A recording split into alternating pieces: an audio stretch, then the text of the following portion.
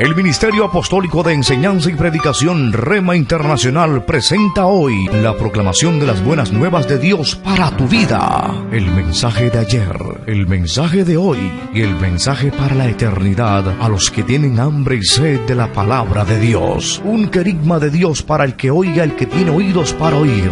Escuche el dabar del Eterno a las naciones. Ahora es el tiempo para recibir el rema del Espíritu Santo a tu espíritu. Escuchemos con fe la memra del Señor para el alma. Dios les bendiga, Dios les guarde. Un shalom para toda la comunidad que en este momento se dispone a escuchar la palabra de Dios. Invito a buscar en sus Biblias en el Evangelio de Mateo, capítulo 24, versos 37 al 39. Y vamos a leer las palabras de Jesús acerca de los días finales, de los últimos días. He titulado esta disertación Días extraños. Días extraños. Tenemos aquí un pasaje en el que Jesús está hablándole a sus discípulos. Un sermón bastante conocido y del que se ha enseñado bastante. Y ahora es tiempo de recibir palabra de Dios, de recibir doctrina. Y damos gracias al Señor por darnos la oportunidad de poder disfrutar de su palabra en esta hora. Mateo capítulo 24, versos 37 al 39, dice la palabra de Dios. Mas como en los días de Noé, así será la venida del Hijo del Hombre.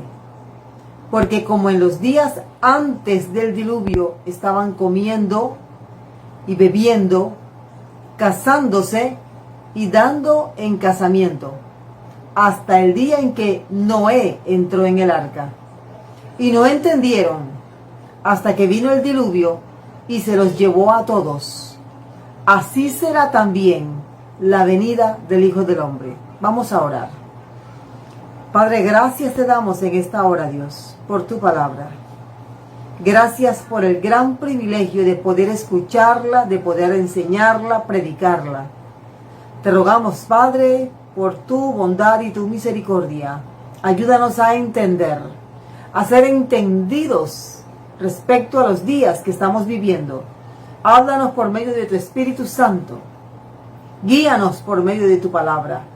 Te lo rogamos, Padre, en esta hora, Señor.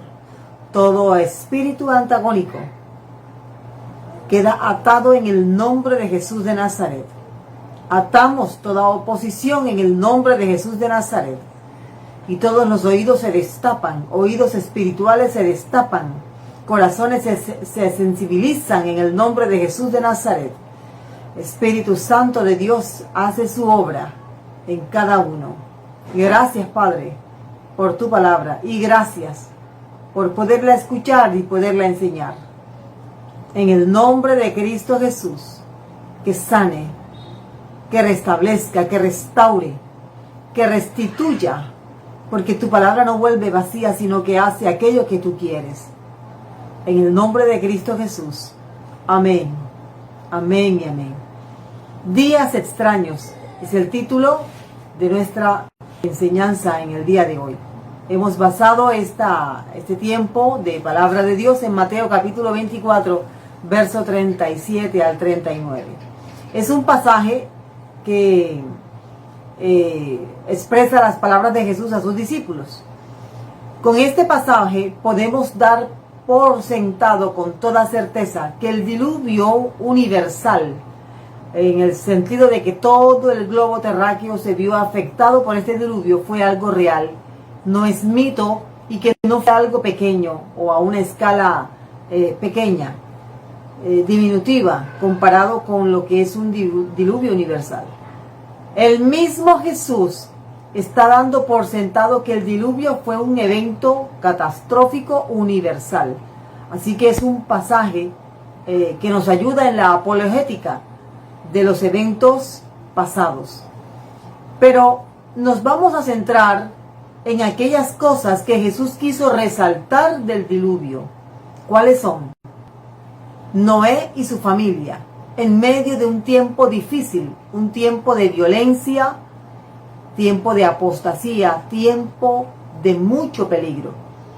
Y Jesús está dando como ejemplo para nosotros que este tiempo, estos días que estamos viviendo, son como los días del tiempo de Noé, cuando Noé construía el arca, en la cual su familia fue salva del diluvio.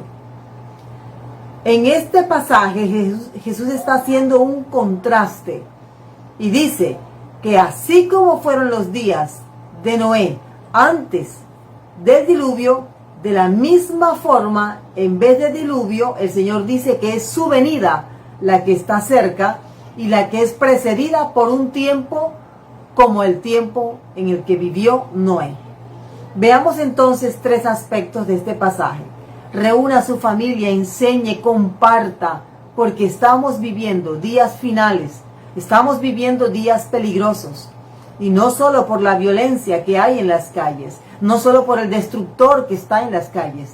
Es que espiritualmente el mundo ya lo sabe, el planeta lo sabe. Por eso el planeta se tambalea como se tambalea. Por eso es tan importante conocer lo que enseña la palabra de Dios. Vamos entonces a mirar. En primer lugar, la expresión de Jesús, como en los días de Noé. En los días de Noé, como en el tiempo, como en los días de Noé. En días de Noé hubo una apostasía total. Hemos aprendido que la palabra remanente es una expresión que se refiere a un grupo pequeño, un grupo menor de 10 personas. Porque si son 10 personas, entonces hay oportunidad de salvación para el resto. Pero hablamos de un tiempo en el que no había 10 personas con el mérito para salvarse del diluvio. No las había. Incluso de la familia de Noé, todos ellos, los 8 que entraron al arca, participaron de la salvación del diluvio porque había un hombre justo. Ese hombre era Noé. Lo mismo pasó durante la destrucción de Sodoma y Gomorra. El Señor le dijo a Abraham que no había 10 justos. No lo había. Por eso es que el 10 en la Biblia siempre va a hablar de totalidad, en términos humanos. Así que no había 10 justos, solo uno y su familia. Por lo tanto, el Señor envió el diluvio. Pero ¿qué tan grave era la situación para que Dios decidiera eliminar, borrar, no solamente al hombre, sino a las bestias, a los animales del campo? Veamos un poquito más de cerca el pasaje. Si vamos a Génesis, capítulo 6, verso 2, donde se nos describe cómo eran los días de Noé, nos vamos a dar cuenta de algunas cosas que hasta asustan, pero que no son diferentes de las que ya se están viendo en este tiempo, siglo XXI. Dice que viendo los hijos de Dios, los descendientes de Set, hijo de Adán, viendo los hijos de Dios, que las hijas de los hombres, refiriéndose a aquellos que no son hijos de Dios, sino que son simples criaturas que viven, que existían, pero ya no tenían ningún temor de Dios. Dice entonces el texto bíblico que los hijos de Dios se fijaron en las hijas de los hombres y tomaron para sí mujeres, escogiendo entre todas. Quiere decir que hubo un grado de inmoralidad tal. De pronto usted dice, pero ¿qué más esperamos ver? Bueno, vienen días terribles para el planeta.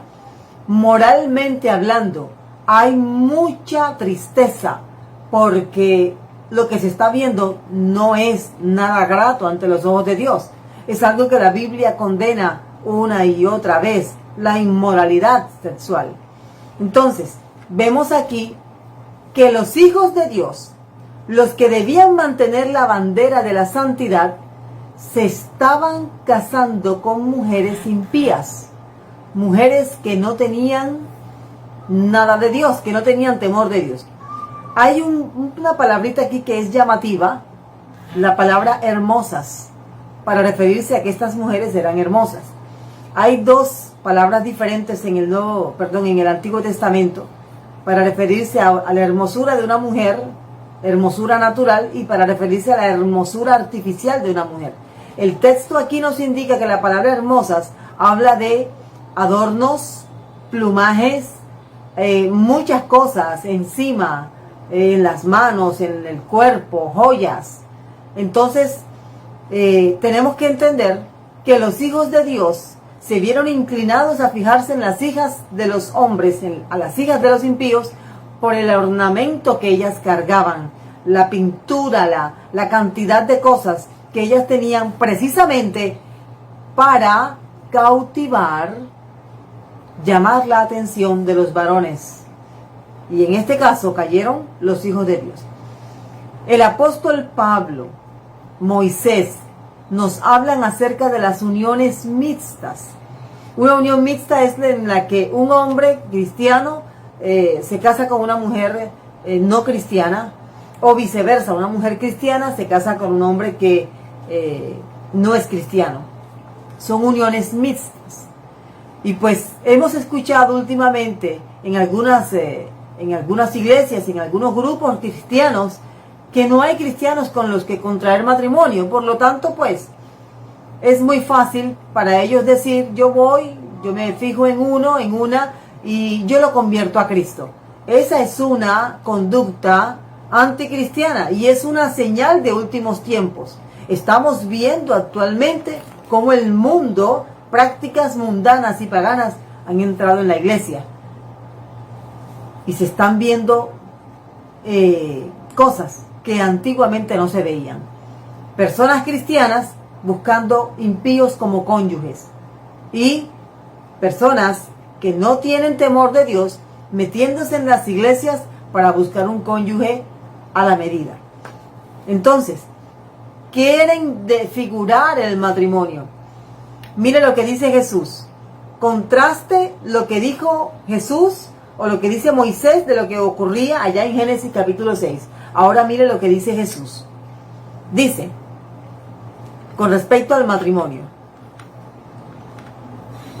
Cuando los fariseos le preguntaron a él acerca del divorcio y esas cuestiones referentes a lo que es la separación, el repudio, Jesús respondió de la siguiente manera. ¿No han leído que el que los creó en el principio los hizo hombre y mujer, varón y hembra? Y dijo, por esta causa el hombre dejará a su padre y a su madre y se unirá a su mujer y serán los dos una sola carne. ¿Cuál es el principio básico donde está fundamentado el matrimonio? Aquí lo tenemos. Jesús es el que está dando la explicación de qué debemos entender por un matrimonio. Entre otras cosas, Jesús está dando por sentado que son dos personas de la misma fe. Así que estamos viendo que realmente los días como los de Noé se están viviendo actualmente. No estamos viendo este principio bíblico en los altares. No se están viendo. Hay mucha proliferación de matrimonios raros. Y no es el principio bíblico. ¿Cuál es el principio bíblico? Vamos a mirarlo nuevamente en palabras del mismo Jesús. Dice, ¿no han leído? Es que lo saben. Estos hombres lo sabían. Los fariseos, ellos sabían, pero se estaban volando el conducto divino. Que el que los creó, el autor del hombre y la mujer, el autor del matrimonio, los hizo varón y hembra. Y dijo, después que los crea, el varón y la mujer, el hombre y la mujer, entonces dice, por esta causa, el hombre, el varón, dejará a su padre y a su madre. Emocionalmente, se separará a un espacio, espacio, el que se casa, quiere casa, y se unirá a su mujer, y serán los dos una sola carne. Ese es el principio fundamental. Pero ¿qué estamos viendo? usted sabe lo que estamos viendo, usted ha visto las noticias. Una deformación del matrimonio. Por eso es que Jesús dice, aquí, mírelo, en Mateo, dice, en el tiempo de Noé estaban comiendo, bebiendo, casándose y dándose en casamiento, hasta que Noé entró en el arca. Entonces, ¿cómo eran los días de Noé? Días de total depravación, días de total aberración. No había vuelta atrás. La única forma para salvar la raza humana y que pudieran hacer el Mesías, ese Mesías que entregó su vida por nosotros y que está esperando que todos procedan, todos lleguen a Él arrepentidos y se rindan a sus pies. Ese Mesías, nuestro amado Jesús de Nazaret. Pero para Él nacer se necesitaba una raza humana limpia. ¿Y qué era lo que querían en aquel entonces? Contaminar la raza humana. Sí, Señor. Para que no hubiera nacimiento del Mesías. Si no había nacimiento del Mesías, pues no había salvación. Bien, salvación de la condenación eterna por causa del pecado. Porque todo ser humano ha nacido en pecado. Bien, eso lo dice la Biblia en el Salmo 51 y otros pasajes más.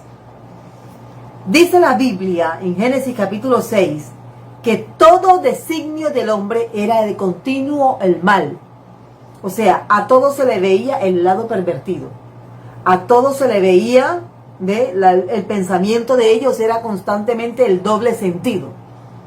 Bien, ¿dónde vemos el doble sentido hoy? Y en algunos casos ya no es ni tan doble sentido, sino que es un mensaje directo a la prostitución, a la fornicación, a la mentira, al adulterio. Es algo directo. Hay una mentalidad en mucha gente a ver en todo un sentido de sexualidad. A eso se le ha llamado sexualizar todo. La música, las noticias, las películas, el teatro. Prácticamente a nivel de comercio se usa el sexo para atraer a la gente a que compren el producto. Eso es sexualizar. Y todo va enfocado a eso, a sexualizar las cosas. Entonces todo se ve con un doble sentido. Dice la Biblia en Génesis 6.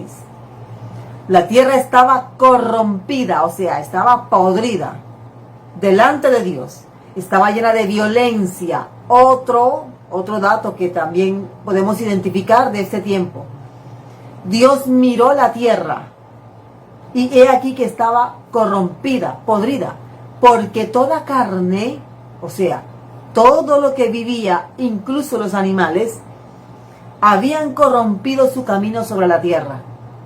Brevemente, lo que entendemos de acuerdo a lo que hemos visto en otros pasajes también, como el de Judas, es que demonios habían habitado en animales y estos animales habían sido usados para prácticas sexuales. Y bueno, usted puede allí usar su imaginación y darse cuenta de que realmente la humanidad había tocado fondo. Como en este tiempo también está tocando fondo. En segundo lugar, esta frase que es la que quiero que quede grabada en todos. Noé entró en el arca.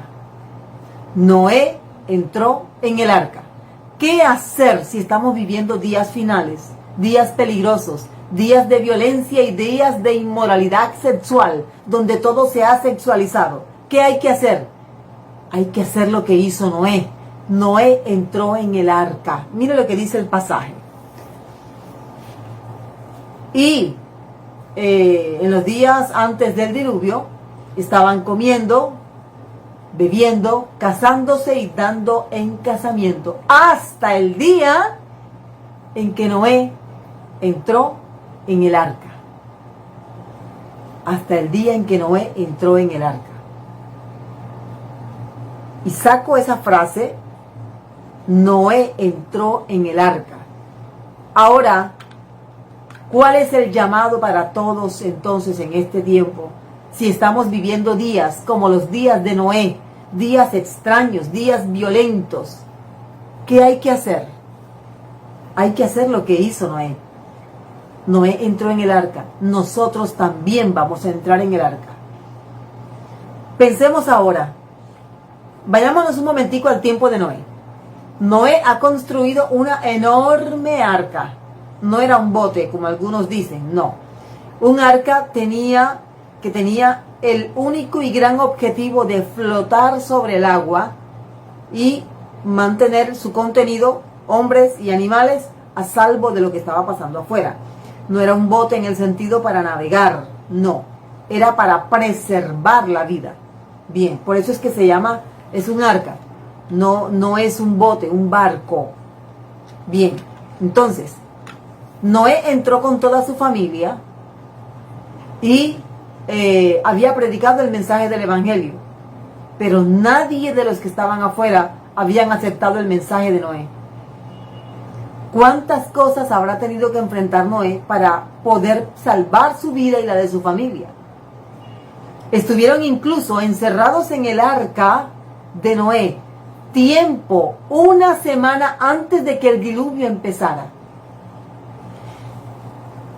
Hablando de un arca de estas proporciones, pensemos por un momento, oscuro, tal vez seguramente habían torchas. Pasó el primer día y Noé y su familia encerrados en el arca y la gente desde afuera tal vez tirándole piedras, insultándolos. Segundo día y los hijos miraban al papá, papá, van 2 días. Tercer día, cuarto día, quinto día, sexto día. La esposa de Noé, tenemos 6 días encerrados en este enorme arca porque tú predicaste algo que nunca ha sucedido. Nunca se ha visto que caiga agua del cielo. Pensemos en todo lo que pudo haberse dado, porque un ángel cerró la puerta del arca. Así que posiblemente Noé pudo haber pensado, bueno, vamos a salir porque todavía no empieza a llover. Y no pudo abrir el arca porque la puerta la había cerrado un ángel. Si pensamos en todo eso, ¿cuándo comienzan a caer las gotas del gran diluvio que cayó y que duró 40 días y 40 noches? Al 7º día de estar ellos enclaustrados en el arca. Creo que la iglesia tiene que estar ahora, como nos dijo el Señor, en los aposentos. En los aposentos. Entra, oh pueblo mío, en tus aposentos y espera mientras pasa la ira. Creo que la iglesia tiene que estar en el arca. Aunque por fuera hay violencia, inmoralidad y toda clase de cosas, en este tiempo Dios ha estimado que su iglesia esté en el arca, como Noé y su familia. Quiero hacer un llamado a todos los cabezas de hogar. No se desesperen, a los pastores, no se desesperen. Estamos en el arca. Estamos en estos 7 días antes de que empiece el diluvio. Estamos guardándonos del peligro que hay afuera. Mucha gente se va a burlar. Mucha gente va a pensar que estamos locos. Pero ¿a qué nos llamó el Señor? Pueblo mío, esconde, cierra tras ti tus puertas. Entra en tus aposentos. Ese es el llamado. Y si el Señor ha hecho ese llamado a su iglesia, sí, muchos que son iglesia no se han guardado, no se han quedado en sus aposentos, sino que han salido porque se han desesperado y han pensado, no, 7 días antes del diluvio es mucho tiempo.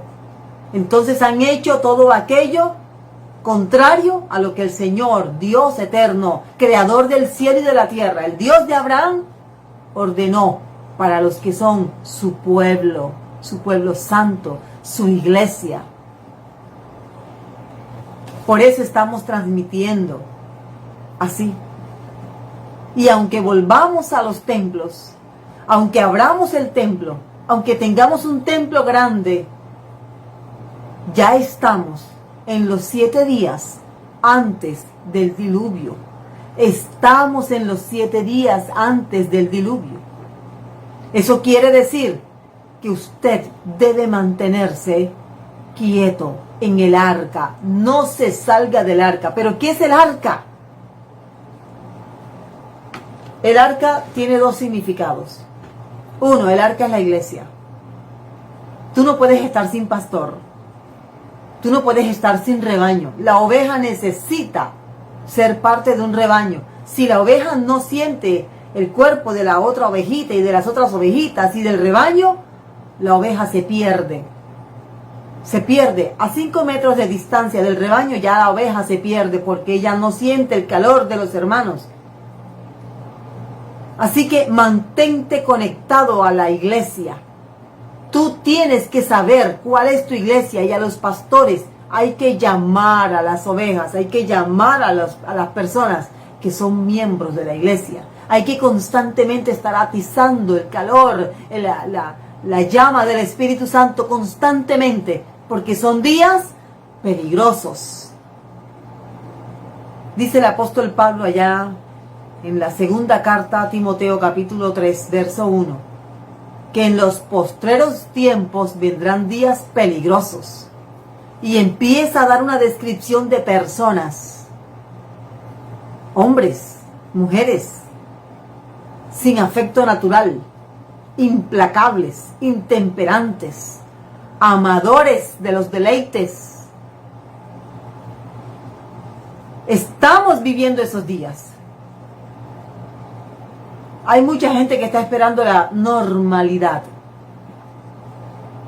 Esa normalidad no va a volver. ¿Por qué? Porque si esa normalidad vuelve, entonces faltaría mucho más para que el Señor llegara. Y el Señor está a la puerta. No sabemos cuándo viene, pero hay que estar preparados. ¿Dónde hay que estar? En el arca. En el arca. El arca entonces es la iglesia. Ahora te pregunto, ¿eres miembro de una iglesia? ¿Participas en la iglesia? ¿Tienes tu pastor? ¿Recibes palabra de tu pastor? Ahora, el arca, igual que la iglesia, tiene varios significados o resultados más bien. ¿Cuáles son? Separación. El que está en el arca no está en el mundo. Como igual el que está en el mundo no está en el arca. El que está en el arca es diferente. Porque los que están afuera dicen, está loco, está metido en el arca. Los que están en el arca están muertos para el mundo. Han vencido la carne. Los que están en el arca no están en el mundo. Han vencido los deleites y pasiones del mundo. La Babilonia espiritual la han vencido. El arca también significa límite. ¿Tú ves? Ese enorme cofre, ¿ve? Que tiene forma incluso de ataúd, podría ser, que es como algo para lo cual ya estamos sepultados en Cristo o con Cristo. Muertos para el mundo, vivos para Cristo. El arca significa unidad. Y esta palabra me gusta más que las demás. Porque es que cuando la familia está en el arca, necesariamente tienen que verse las caras todos los días. Tienen que juntarse, tienen que rozar el uno con el otro, tienen que hablar, sentarse a comer en el mismo lugar, tienen que conversar, tienen que compartir. Porque es que el arca ha puesto límite. Y ese límite ha hecho que los que están dentro del arca estén unidos. Permítame decirle esto en el amor de Cristo. Si usted está en el arca y su familia está en el arca, están unidos. Unidos. Hay unidad. Un solo criterio, un mismo sentir, un mismo bautismo. Porque están en el arca. Maravilloso el Señor. Además, un detalle más que vamos a agregar al hecho de estar en el arca: protección. Protección, claro. Las paredes del arca nos protegen del peligro de afuera. Y quiero también aclarar el hecho de que somos guardados de la ira del Señor.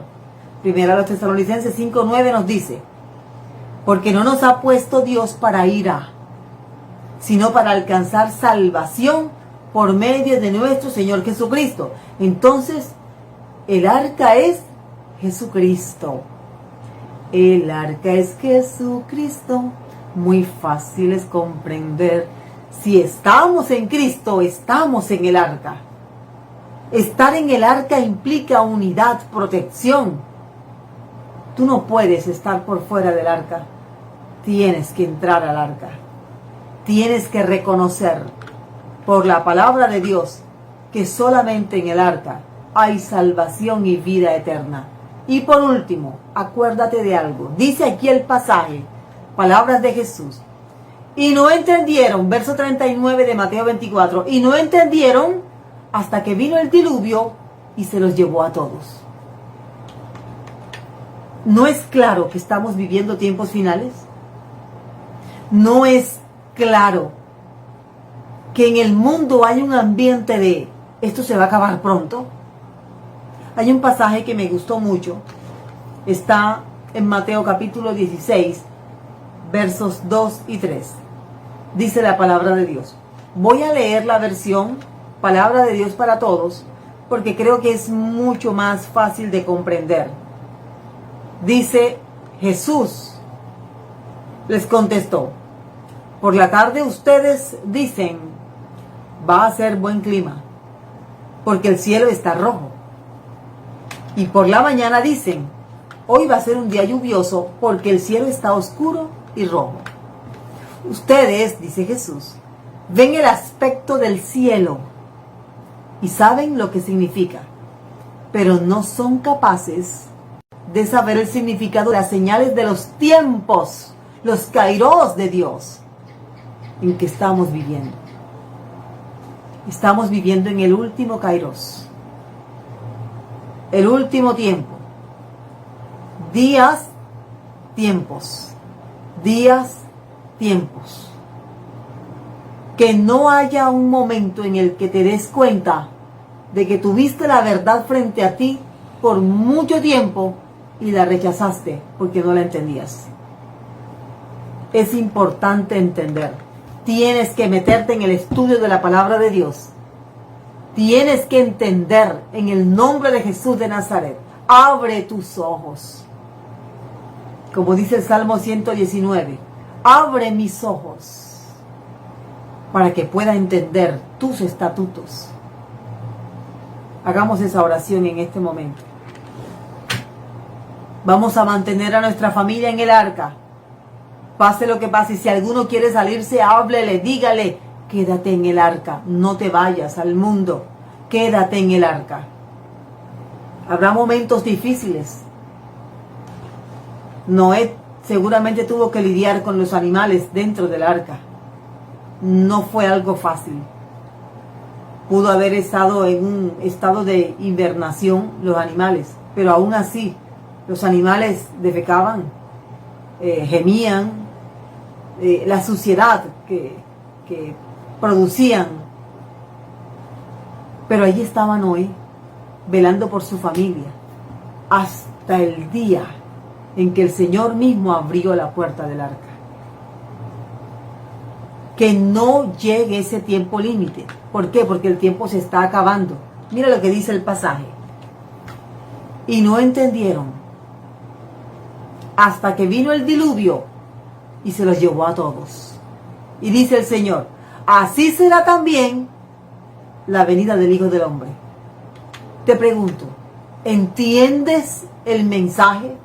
¿Entiendes el por qué la insistidera de la iglesia, de los pastores, de los predicadores, de la palabra de Dios, de que hay que recibir a Jesús en el corazón, creer en Él para ser salvos?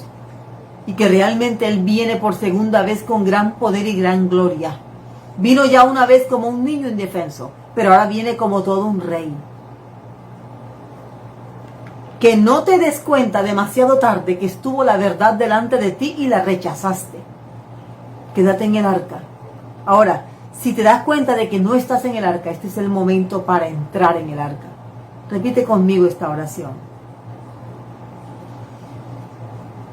Jesús de Nazaret, reconozco que tú eres el arca hoy.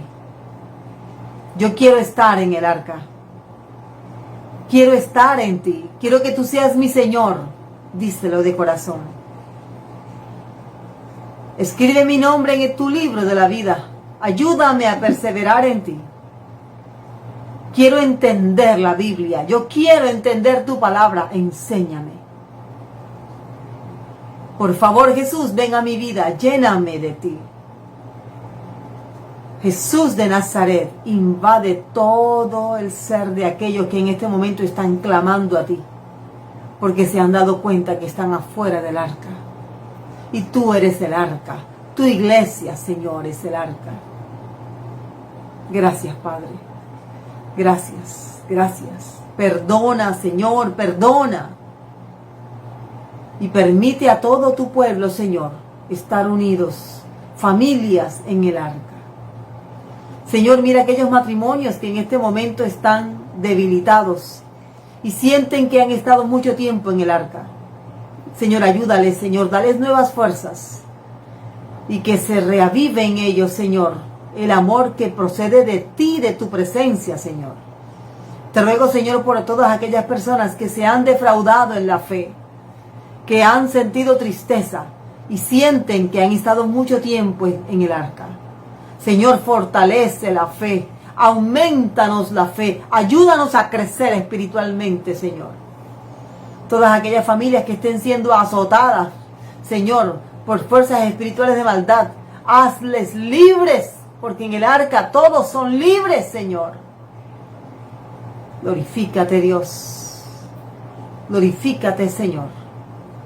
Sana, Señor, aquel que está enfermo, Dios. Y que entienda que en el arca hay sanidad, en el arca hay familia, en el arca hay respuesta, Señor. Gracias, Padre, porque podemos estar en el arca. Gracias, Señor. Toca los corazones, toca, Señor. Te lo rogamos, Padre, en el nombre de Cristo Jesús. Amén, amén y amén. El Ministerio Apostólico Rema Internacional pone a disposición esta predicación. Ofrecemos ministración a simposios, seminarios, campañas evangelísticas, educación globalizada sana y de carácter interdenominacional. Escríbanos a ministerioremainternacional@gmail.com o llámenos al celular 316-270-7181.